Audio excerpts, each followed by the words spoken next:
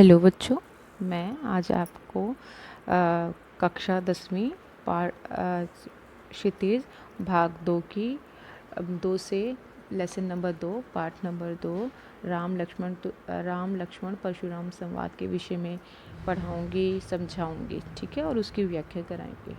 तो इसके जो लेखक हैं वो तुलसीदास जी हैं। पहले तुलसीदास जी के बारे में थोड़ा सा जान लेते हैं कि वो कौन थे। तो तुलसीदास जी का जन्म उत्तर प्रदेश के बांदा ज़िले में हुआ था, लेकिन कुछ इस पे भी बहुत से विद्वानों का मतभेद है। कुछ मानते हैं उनका जन्म बांदा ज़िले में हुआ था, कुछ मानते हैं उनका जन्म एटा ज़िले में हुआ था। तो इस पे मतभेद है, पर ये तो क्लियर है कि जो तुलसीदास जी थे वो राम के अनन्य उपासक थे, राम जी की अनन्य भक्त थे। उन्होंने इस पर बेस्ड एक किताब लिखी है, रामचरितमानस। तो रामचरितमानस हिंदू धर्म की आध्यात्मिक पुस्तकों में से एक पुस्तक है, और जो इसकी भाषा है वो अवधी है, और ये उत्तर भारत की लोकप्रिय पुस्तक है, ठीक है। उन्होंने इसके अलावा भी बहुत सी रचनाएं करी हैं, पर सबसे प्रसिद्ध यही पुस्तक है रामचरितमानस, ठीक है बच्चों। तो अब हम थोड़ा सा ये जान लेंगे कि जो राम लक्ष्मण परशुराम संवाद है उसकी पृष्ठभूमि को समझेंगे पहले कि क्या है, किस परिस्थिति में ये लिखी गई होगी ये चौपाइयाँ। तो यह अंश रामचरितमानस के बालकांड से लिया गया है। सीता स्वयंवर में राम द्वारा शिव धनुष भंग मतलब तोड़ने के बाद मुनि परशुराम को जब ये समाचार मिला तो बहुत क्रोधित होकर वहाँ आते हैं।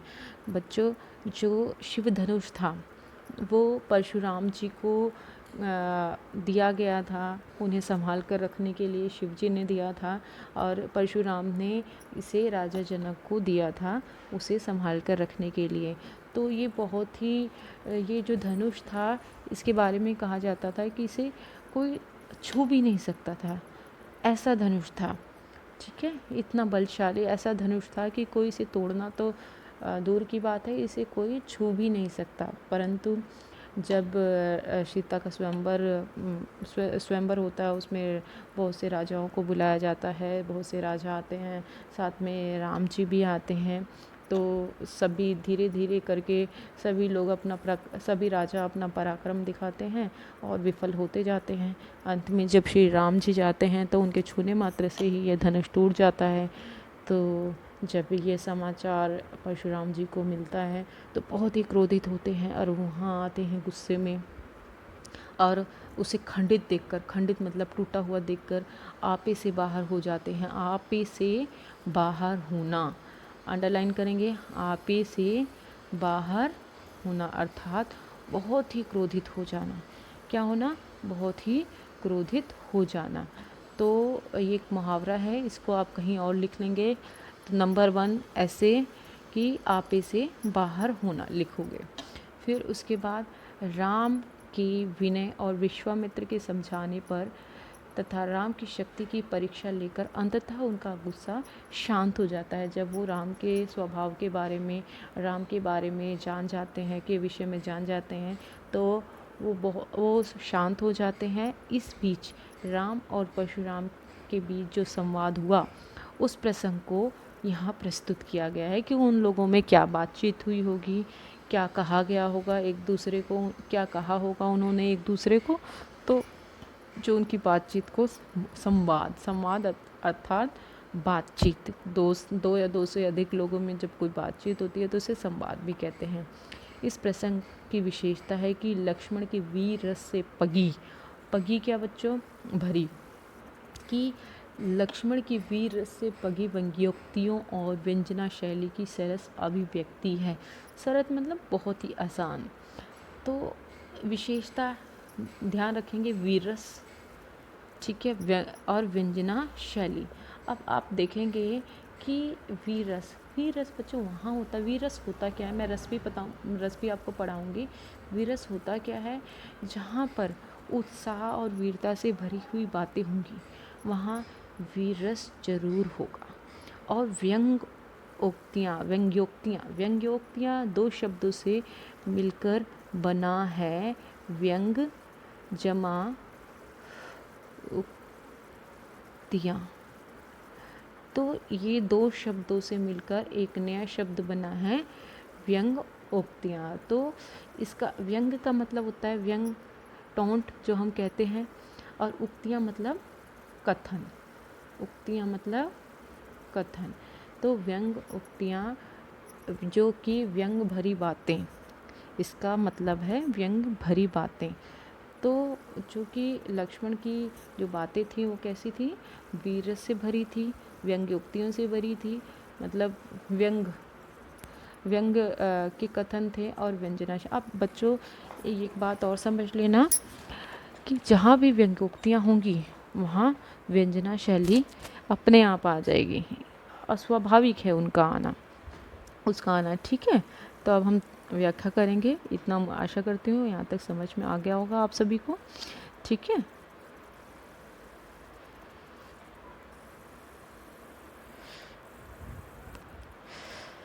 अब देखिए पहला शब्द आया है नाथ। पहला शब्द क्या है, नाथ।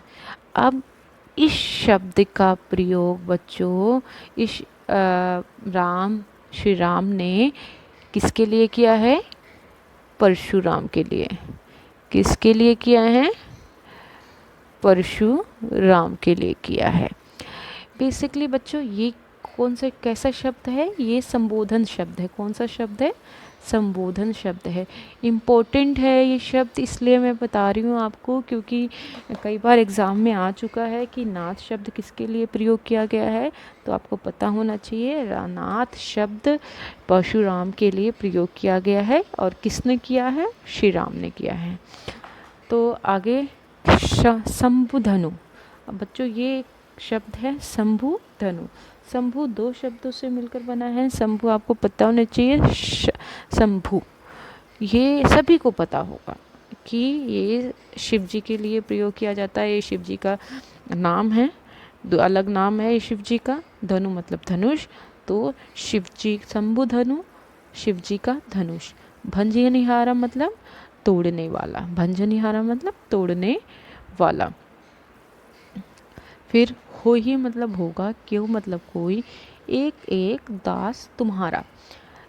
इस लाइन का मतलब ये है कि हे नाथ, श्री राम जी बहुत ही विनम्रता के साथ जब परशुराम को क्रोध में देखते हैं, तो उन्हें मनाने के लिए पूरी विनम्रता के साथ बोलते हैं, हे नाथ, ये जो शंभु धनु, मतलब ये जो शंभु का यानी शिव जी का जो धनुष है, तोड़ने वाला, भंजनिहारा मतलब तोड़ने वाला, हो ये मतलब होगा कोई एक दास आपका, कि हे नाथ ये धनुष तोड़ने वाला, ये शिव जी का धनुष जिसने भी तोड़ा है वो कोई एक दास ही होगा आपका।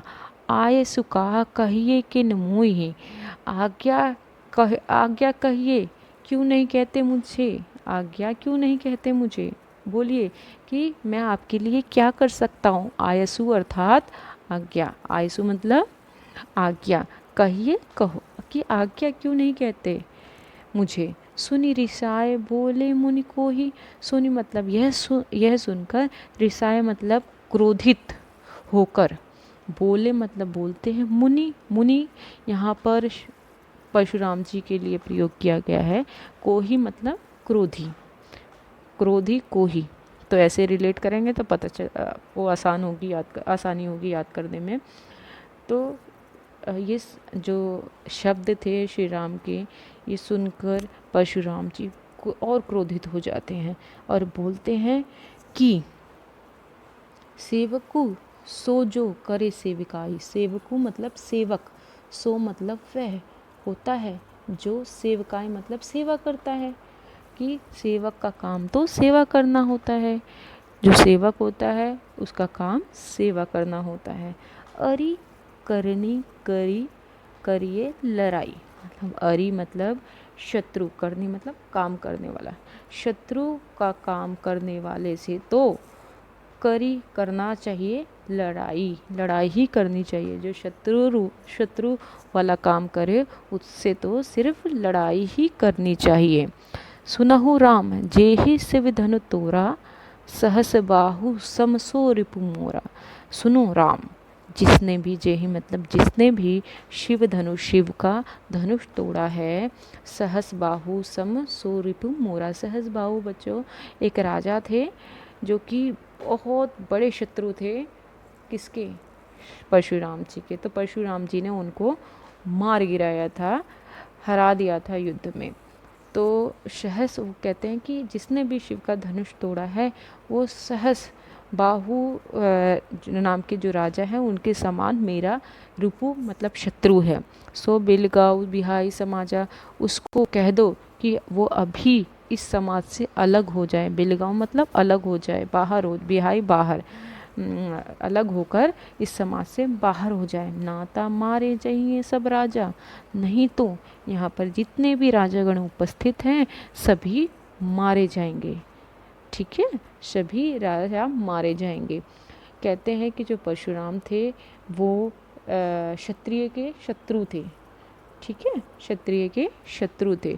तो उन्होंने एक टाइम ऐसा आया था जबकि क्षत्रिय यहाँ राजाओं से, धरती को राजाओं से मुक्त कर दिया था। मतलब धरती पर जितने भी राजा थे, जितने भी क्षत्रिय थे, सबको मार दिया था। तो सुनि मुनि बचन लखन मुस्काने, ये सब जो लक्ष्मण थे परशुराम की बातें सुन रहे होते हैं और बहुत ही प्यार से मुस्कुराते हुए बोलते हैं। सुनी मतलब सुनकर, मुनि वचन मतलब मुनि यानी ऋषि परशुराम जी के वचनों को सुनकर, जो वो बोल रहे हैं परशुराम जी, उनके वचनों को, उनकी बातों को सुनते हैं। लखन मतलब लक्ष्मण, मुस्काने मतलब मुस्कुराते हैं और बोलते हैं, बोले और बोलते हैं। परसु धर ही अवमाने, अवमाने मतलब अपमानित तरीके से। परसु धरी मतलब परसु यानी फरसे को धारण करने वाला। फरसा एक तरह का औजार है, तो आप को नहीं पता है तो आप सर्च करेंगे तो आपको पता चल जाएगा। मिट्टी खोदने के काम आता है ये फरसा। ठीक है, तो ये सुनकर जो मुनि के वचन थे, उनके वचनों को सुनकर अपमानित तरीके से, बहुत ही अपमानित तरीके से परशुराम जी को बोलते हैं लक्ष्मण जी, बहु धनु ही तोरी लड़काई, कि हमने ऐसे तो बहुत ही धनुष को तोड़ा है बचपन में। धनु ही बेसिकली धनुष का छोटा रूप, खिलौना कह सकते हैं हम, कि बच्चों के लिए धनु ही खिलौना, धनुष रूपी खिलौना होता है। तो बहु मतलब बहुत, तो ऐसे तो हमने बहुत से धनुषों को लड़काई मतलब बचपन में तोड़ा है। कबहू ना असी ऋषि कर किन्हीं गुस्साए, कि हम पर तो कभी किसी ने ऐसा गुस्सा किया ही नहीं। कबहू ना असी ऋषि की ने गुस्साई, की कभी भी ना असी मतलब इस प्रकार, असी मतलब इस प्रकार, ऋष मतलब गुस्सा, क्रोध, कीनी मतलब किया, गुस्साएं किसी ने भी हम पर इस प्रकार गुस्सा नहीं किया, क्रोध नहीं किया। यही धनु पर ममता के ही हो तू, यही मतलब इस धनु मतलब धनुष पर, ममता मतलब प्यार, प्रेम, के ही मतलब किस लिए है, कारण, हेतु मतलब कारण, किस कारण से आपको इस सुने रिसाए कह भृगुकुल केतु, मतलब ये सारी बातें सुनकर रिसाए मतलब और भी क्रोधित हो जाते हैं। क्रोध में आकर, रिसाई मतलब गुस्से में आकर कहते हैं। भृगुकुल केतु मतलब भृगु ऋषि थे, तो उनके कुल के वंशज थे श्री राम, परशुराम जी। तो परशुराम जी बोलते हैं, हे नृप बालक काल बस बोलत तो ही ना संभाल, कि हे नृप बालक, हे राजा के पुत्र, तुम तो काल के वश में हो इसलिए ऐसा बोल रहे हो, संभल जाओ। समझे आप? नृप बालक मतलब राजा के पुत्र, काल बस मतलब काल के, यमराज के, काल मतलब मृत्यु, मृत्यु के वश में हो ऐसे, इसलिए तुम ऐसा बोल रहे हो, तुम्हारी मृत्यु तुम्हारे निकट है, तुम संभल जाओ नहीं तो मारे जाओगे। धनु ही सम त्रिपुरारी, धनु विदित सकल संसार। धनु मतलब धनुष, तुम्हें धनु ही छोटे से खिलौने के समान, धनु ही छोटा सा खिलौना, धनुष का छोटा रूप, कि धनु ही तुम्हें जो खिलौना है उसके समान, त्रिपुरारी धनु मतलब शिव जी का जो धनुष है तुम्हें एक खिलौने के समान प्रतीत हो रहा है, जो कि विदित मतलब प्रसिद्ध है, सकल मतलब पूरे, संसार मतलब संसार में, जो कि पूरे संसार में प्रसिद्ध है। तुम्हें ये केवल एक धनु ही प्रतीत हो रहा है, तुम्हें केवल एक खिलौना लग रहा है। ठीक है बच्चों, ये मैंने चौपाइयाँ, आपको कुछ चौपाइयाँ करा दी हैं, एक अंश करा दिया है, नेक्स्ट मैं अगली क्लास में कराऊंगी। तो सभी को समझ में आ गई हो आशा करती हूँ। और जो चीज़ें नहीं समझ में आई, कुछ रह गया है, मैं नहीं बता पाई हूँ, समझा पाई हूँ, मुझसे कुछ छूट गया है या कहीं भी किसी भी लाइन में आपको दिक्कत आ रही है अभी भी, तो मुझे ज़रूर बताएंगे, ठीक है? फिर मैं आपकी क्वेरीज़ को पूरी करूँगी, कंप्लीट करूँगी। थैंक यू बच्चों।